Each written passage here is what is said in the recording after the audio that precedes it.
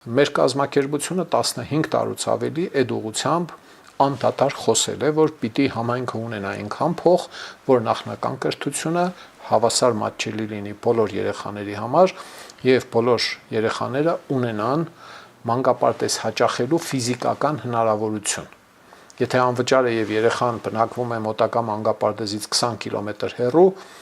եւ ծնողները փող ունեն մանկապարտեզի համար վճարելու, հաստատ չեն տանելու այդ երեխին 20 կիլոմետր ամեն օր բերեն, էլի։ Այսինքն մանկապարտեզները մի կողմից պիտի հասանելի լինեն բոլոր երեխեքի համար, բավարար տեղեր պիտի լինեն մանկապարտեզներում, որ երեխաները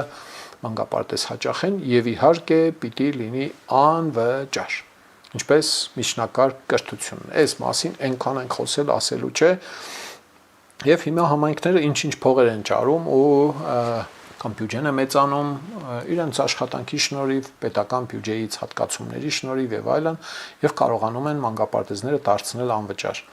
16 թվականին Գյումրու ավականու խմբակցության կազմում 16-17 մի քանի անգամ ուղերձի նախագիծ նախաձեռնեցինք ուղղված իշխանություններին, դիմելով, խնդրելով, բացատրելով, որ ճիշտ կլինի մանկապարտեզները անվճար դարձնելու համար հատկացվի այն ժամանակ, եթե չեմ սխալվում, 450-500 միլիոն դրամ տարեկան Գյումրու բյուջեին ավելացվի, որպեսզի Գյումրիում մանկապարտեզները դառնան անվճար, ու այն երեխեքը, որոնք վճարում են կամ չեն գնում ուսման վարձը վճարել չկարողանալու պատճառով գնան, ավականու անդամների մեծամասնությունը դեմ եղավ, որ Սերժիկ Սարգսյանին նման ուղերձով դիմենք, նամակով դիմեցինք եւ մերժվեցինք, փող չկա, յան տվեք էլի ստեղից, հա, մոտավորապես։ Այս մասին շատ ենք խոսել, շատ ենք բացատրել, քիչ ոնց որ թե սա այլը տեղի չարժվում է։